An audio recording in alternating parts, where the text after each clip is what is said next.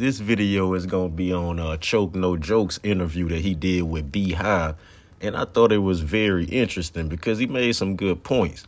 Now, Choke No Joke, if you don't know, he's best known really for hating on Jay-Z. That's what he spends a lot of time doing. But he used to work with Rockefeller though. He worked there for a while under Dame Dash. He was the cameraman. He got a lot of footage. He like an industry insider, I would say. And he's responsible for the last days of The Rock.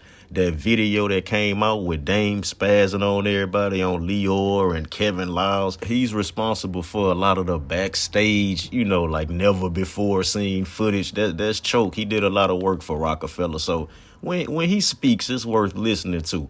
But in this interview, Choke discusses how these new rapper podcasts is really nothing but the new rap contract. And if you're an independent creator, you can't really pay too much attention to what they have going on because they got a machine behind them. They getting hundreds of thousands of views, and they just had their first show or their second show. Don't even have 100,000 subscribers yet. That's just like the record industry, man. They buy albums, they buy sales, they play with the numbers, and it's no different with this whole streaming thing that we got going on. And he uses the Breakfast Club and Tony Yayo and Uncle Murder's podcast to make these points. So I'm going to play the video and give my commentary throughout. Once you do a deal with these people, you are getting your legs taken from under you. My God. Name one of them. Well, now, I was thinking about what you were just saying because I'm applying that to the podcasting game right now. And the reason why I ain't never dealt with nobody because I ain't got time for nobody to be signing me trying to control my ass. It ain't enough money for that. Look, I just seen Tony Yayo and Uncle Murder have an argument on the show. Yeah. Tony Yayo, man, that nigga told man, I'm done. I'm walk off. Then you see him come back. Damn. Yo, I'm sorry, y'all. They paying us. So, I gotta do this. What you want to talk about, Murder? No, that ain't what Tony Ayo did. I'm going to stop you right there. It wasn't that bad, okay? I haven't seen it, but I'm not going to let you just say that. I'll show it to you. You want to take a pause for the cause and come back? We ain't got a pause for it, but I just don't even want to hear that shit. When do I lie? Hey, I ain't caught you in one. But now you just tried to lie on the South, and ain't like everything I fucked up when it came to the South. How did I say that? Because your opinion sometimes is not 100% I never said agreeable with me. I never said it got effed up when it came to the South. Yeah. What I said was, you asked me how did New York lose the grip on hip hop? Right? No, you correct. Okay, thank you. No, you correct. Now finish with this Tony Yayo thing, because I just don't even like the Tony Yayo disrespect that I ain't even from New York. It ain't no disrespect. It's a fact. Like, can we just take a pause for the cause? Yeah. Okay, so I can show you real quick. We'll be back. You're gonna see a little edit and watch B.I. face when we come back. And we back. Look at B.I. face. Well, now, obviously, somebody just said, hey, man, you got to check. Go ahead and finish out the shift and go on about your business. I don't blame him. I'm not going to be mad at him. But my point I was making was that these guys are taking checks, unlike you and I, right? We are independent. You see the difference between independent? I could get up here and walk out this motherfucker and matter of fact, you have before. Right? You can say, Choke, this show is over right now, right? Exactly. I have before. Right? And who's going to tell us we got to come back in here and sit down and finish cooking them fries and flipping them burgers? Not going to happen, sir. I feel like a lot of people mistake what they saying right here. A lot of people had a wrong idea about working for yourself or, not being under a corporation, because what they're saying is nobody can tell me when I got to come to work, when I can't come. You don't tell me who to work with, what I got to talk about. You don't give me, my talking points and all like that. But that's not really I don't think that's the real issue with rapper podcasts and them being under contract. I think the real issue is that at what point do you have enough money to retire essentially, maybe, or just work when you want to work. That's the problem with it. These rappers like Fat Joe and Jadakiss, you got Nori, who else? Joe Budden. Well, Joe Budden's a little different because maybe he wasn't so successful with his music career. But for a lot of them, they made so much money and they still out here bootlicking for white people. That's really what it's about. It's no different than Floyd Mayweather. You done made $500 million and you 50 years old still got to get in the ring and fight. What's the point in making all that money if you still got to get up and go to work every day?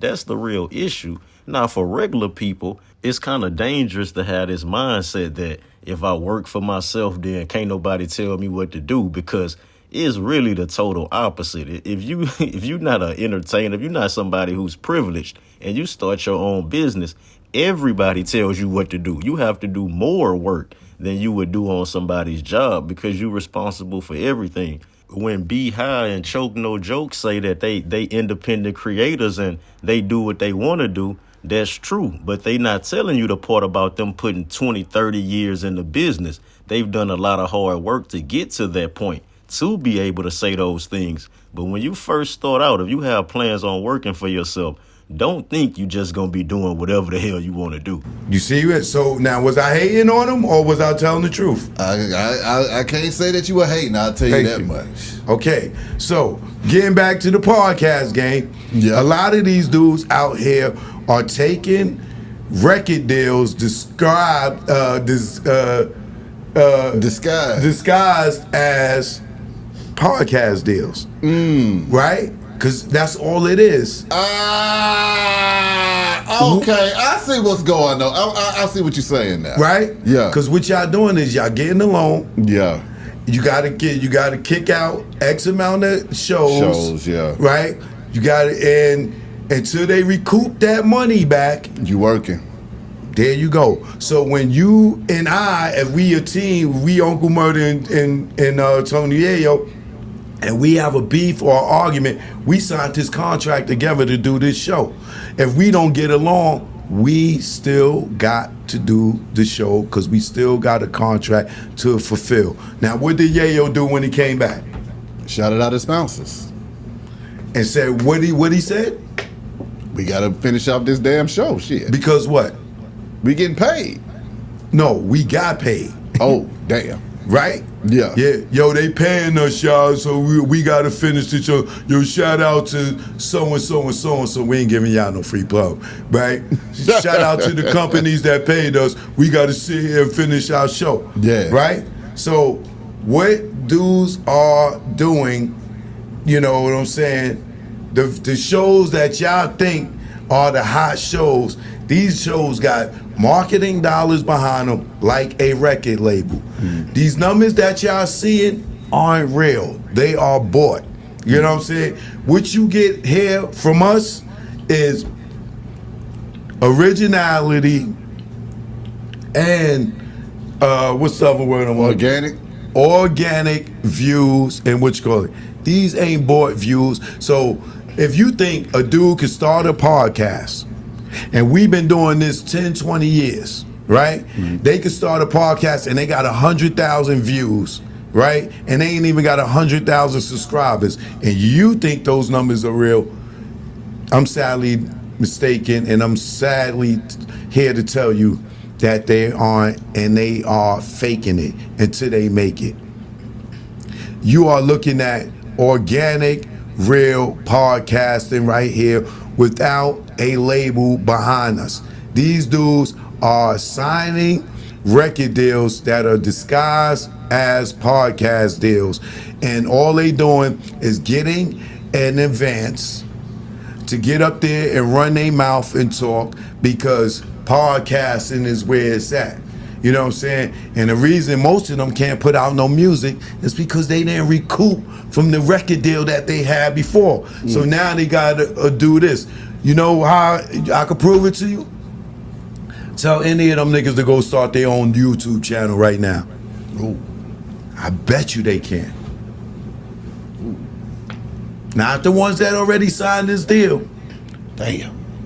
That's an excellent point he made right there, and I never thought of that.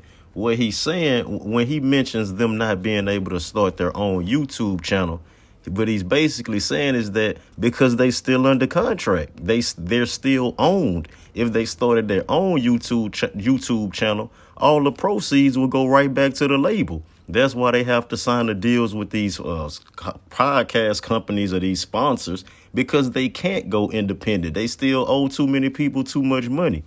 Now, as far as them lying about the numbers or juicing the numbers, I ain't really got a problem with that. That's just marketing. That's American capitalism. That's what every company does. Whenever you watching a commercial and McDonald's has a burger with fresh beef and lettuce and tomato and this shit look like it's made by a chef, that's false advertising. When you ever went to one of these fast food restaurants and got a burger that looked like the one on TV? That's the same thing they do when they juice the numbers or when they buy records.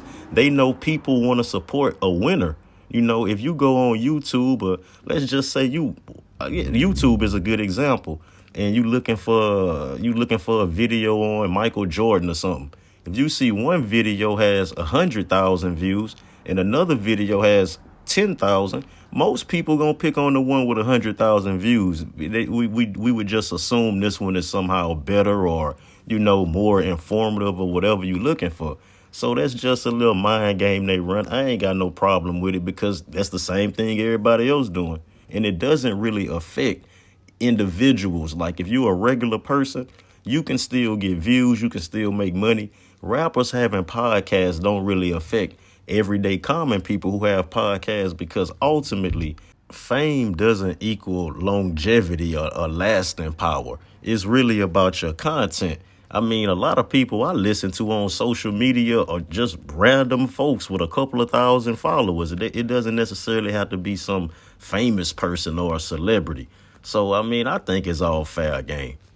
So how do you feel about it? Because even with on the other podcasting side of the game, Jesse Larris was saying that, you know, the viewership or the, you know, fan base from the Breakfast Club was not as engaged as it was on YouTube as it is on Netflix now. And then, you know, everybody was looking crazy about that situation. How did you feel about it? And then Charlamagne, he just said something else recently, like, hey, we the first over the hill. So, I mean, the first person through the door gets shot. Well, good. Okay, now. Blicky. No, buddy. No, buddy. Yeah, but how I feel is good for them, right? Because all money ain't good money, right? They was just bragging, right? Oh man, we going to Netflix. Who is subscribing to Netflix to watch a radio show? Not me. If I got Netflix, the last thing I'm going to watch is The Breakfast Club. I'm watching a movie. I'm watching a comedy special. I even might go there to watch a fight. You know what I'm saying? Like Mike Tyson and Floyd supposed to be on Netflix, right? I'll watch that. You think with all that content that they got on Netflix, I'm going to watch some people talk? No! I'm paying for premium movies, premium series. I might binge a whole Tyler Perry show. Yeah. You think I'm going to go and watch some dudes from the radio? I think where that got kind of convoluted was that when it comes to YouTube, 70% of the viewers are from the mobile devices. And folks ain't watching Netflix on no mobile device. Folks don't watch Netflix until they get home on a TV. Right. And so that kind of restricts the timing that you can watch a show because, hell, I'm not going to be home about 7 o'clock tonight. What about you? And you done had a whole day pass where folks have been on their phone, you know, ingesting content all doggone day, and now they got to wait till tonight to watch a show that happened this damn morning. So I think that's what the slip up was. They just got to make it to where it's a lot more available to everybody. Or Netflix is just going to have to go to YouTube. Yeah, and the thing is, I hope they signed them for at least 5 years. Why? So they could die. You know what? See, that's some hating ass shit, Choke. Dogs, that's the same people that took my interview down from the Breakfast Club. They had over 1 million views. See that? Why? Because they was rubbing the camel's hump. You know what? You know what I'm saying? So they are gatekeepers. They play the political game. They sucked off the rock nations and all this. So they need to be going from the game. Get rid of them, goddammit. And somebody was smart enough to sign these niggas to shut them up. Right? So now they can't put their show on YouTube and reach the masses like they was because they thought Netflix was better than what they had. Well, see, I don't even think it was them. I think that was iHeart. I don't think that was them. That was what I was getting ready to say next. Not just Hilarious, Charlemagne, none of them own the Breakfast Club. iHeart does, right? And that could be iHeart way of getting rid of their asses. Would make their numbers drop, so when it's time to re-up, yeah, not high no more. Bye. See there. Nah, I don't want to hear that. I think that they'll be good. Really, to be honest with you, when I saw that move, I was thinking they should have just created a whole nother show for Netflix and kept the Breakfast Club. I'm glad they did, and they signed their goddamn careers. No, I'm not glad about that. Guess who get the donkey of the day today? Oh, hell no. The Breakfast Club. Oh, hell no. So, the donkey of the day goes to the Breakfast Club. You dummies, y'all done signed y'all goddamn career away to Netflix. Okay, you know what? I don't agree with Dude, Choke crazy as a mother, but I ain't got a problem with the Breakfast Club like it seemed. But Choke got a personal gripe against them because when you hear him say he had an interview that was taken down that did a million views, but they wanted to rub the camel's hump. That's his way. He talking about Jay-Z. That's his code word for Jay-Z because he signed some type of NDA. Back when he worked for Rockefeller, he got some footage. Like I said, he was a cameraman. And he got some footage of Jay-Z that Jay ain't approve of because him and Dame was beefing at the time and Choke worked for Dame. So Jay-Z got one of his people to snatch the camera from Choke and they end up breaking his jaw and jumping him and beating him up. But Jay-Z paid him off, but he ain't really allowed to, go in on Jay too much as a part of their agreement. So he just called him a camel from now on. So Cho got a little gripe because they took his interview down like he said. But as far as that Netflix deal with the Breakfast Club, I agree with him. People just don't understand how often black companies get bought out, not so they can be helped or be more competitive, but these bigger companies buy them out to wipe out the competition. I agree with Choke, and that's what I think is going on with the Breakfast Club. Because whether you a fan of the show or not, what's a fact is they're the number one morning show in the country and have been for the last 10 to 15 years.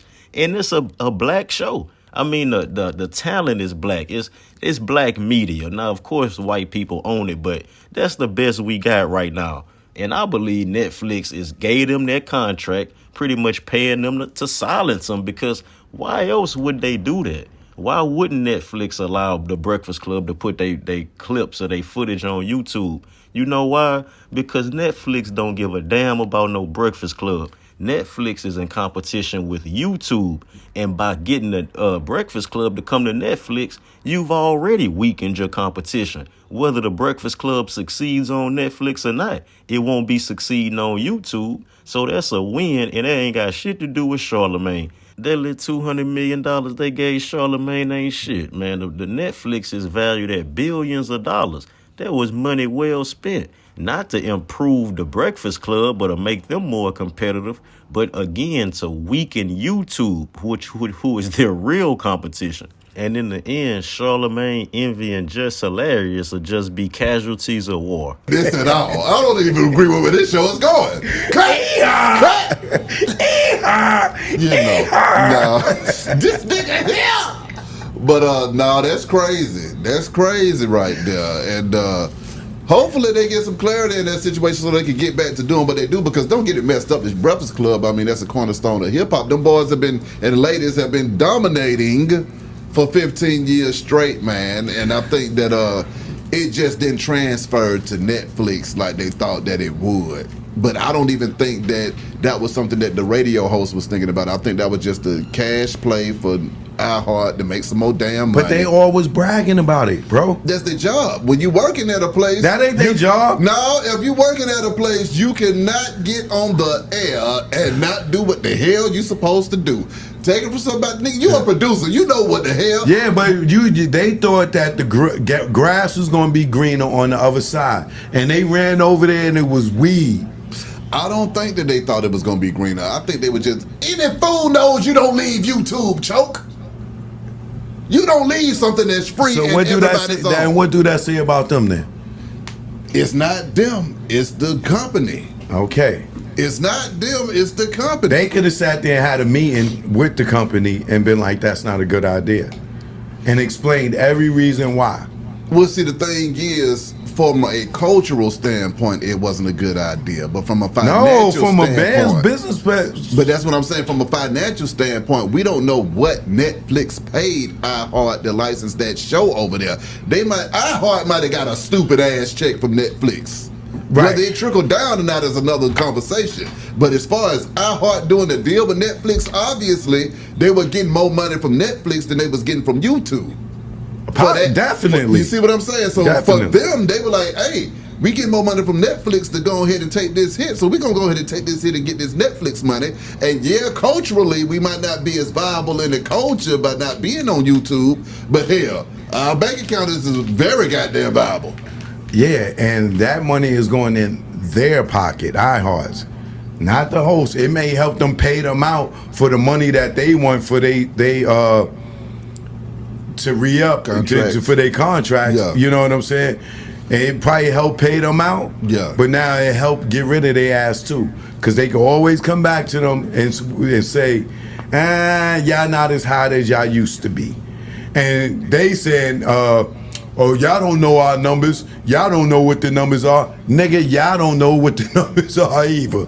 Because none of us know what the numbers are for real anymore, because streaming is nothing but robbery.